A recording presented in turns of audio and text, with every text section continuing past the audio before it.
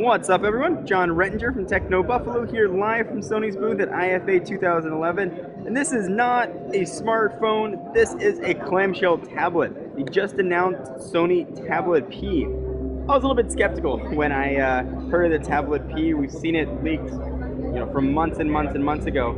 Seeing it actually in person, it's a pretty unique device. Let's go ahead and take a quick look. Let's open it up and take a look at it. It's two 5.5-inch screens. Kind of interesting when you take a look. We'll go ahead and jump home here. First, you can see the interface treats it as one big screen, despite this big gap in the middle. One of the concerns I had was how's it going to feel when you're scrolling up and down over it?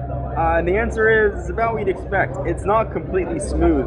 There is a bit of a ledge right there. This part of the screen is a little bit higher, so you feel your finger go over it. If we're browsing a website, let's say we're at Techno Buffalo here, for example, you definitely can scroll. You don't have much of a problem, but you do clearly see that line there. So if you're reading an article and you're scrolling on through, you're gonna have to judge whether or not that's gonna be a bother for you or not. Something I could probably get used to. You can easily adjust it with just moving your finger, but it is certainly going to be prevalent in there. We'll go ahead and jump in and take a look at some of the specs. So as we mentioned, it does have those two 5.5-inch capacitive screens with a resolution. Zoom right in so you guys can see it for yourself. 1024 by 480, of course, capacitive. This does have cellular connectivity. We haven't had any carrier announcements yet. It does have support though for AT&T's HSPA Plus network, so that's a standard that's used pretty much all over the world. So hopefully it'll come to your carrier. Similar specs to the other Sony tablets that we've seen. So it's being powered by NVIDIA Tegra 2, 5-megapixel camera on the back with HD capture. You've got a VGA camera living somewhere on the front. There it is, right there. So you can do your front-facing video chat. So what is this form factor going to do for you? Well, it's a bit odd. First, I kept trying to rotate it to see how an accelerometer would work if I wanted to look at it from a different angle, and I couldn't get anything to rotate. So what is this form factor going to be good for? Well, let me show you one of the applications that Sony's loaded on here. We'll scroll on down to the bottom. Reader. For a book, this is a very interesting form factor. Let's go ahead and open up the Jungle Book, for example. You can see what Mowgli and Baloo are up to. It's a pretty good form factor for reading, actually. You're not getting that much text since it is a very narrow screen. As you scroll through, you can see how this could potentially be a nice addition. Obviously, you can change the font size. You can put different books on here, download them, and different things. But this is really where the tablet tries to differentiate itself. It's in these sort of reader functions. So we'll go ahead and jump home there, and you can see things rotate right on back. So we do have Sony skin on here. You can see it in the applications. Go ahead and see that right there. They have skin. They've got sort of their Mediascape-esque things on here. No pinch to zoom like we have on the Mediascape UI on the Xperia Arc S. Of course, you have pinch to zoom in the browser, but when you're on the home screen, you do not. Other than that, it's pretty standard honeycomb here. You can see, we are home. You've got your back arrows.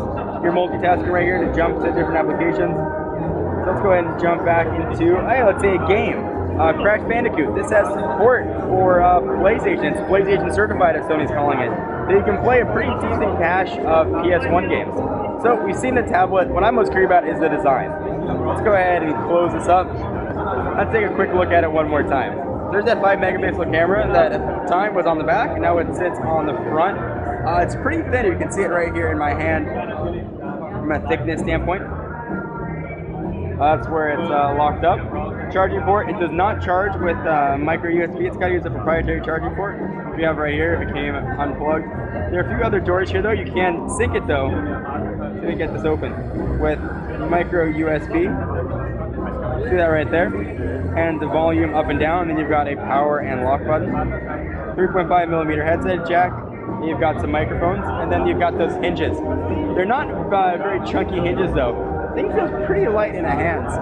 This is a very interesting proposition. I'll go ahead and cancel Crash Bandicoot and jump back home. So I want to know, is the tablet you guys are interested in? Are you excited about this Sony Tablet P? Is it a form factor that excites you or doesn't excite you? I've got it here on the table, and it doesn't feel like it's all that solid. So you might want to, throw some rubber feet on there or hold it down really hard. You can see the piano black matte finish around here. This thing has turned into an absolute fingerprint magnet.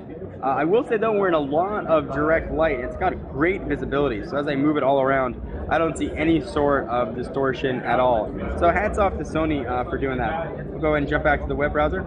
Pinch to zoom works very, very well, as you'd expect from a pretty well-spec'd modern Android device. So I'm John Renter from Techno Buffalo, and that's been a first look and hands-on at the brand new Sony Tablet P.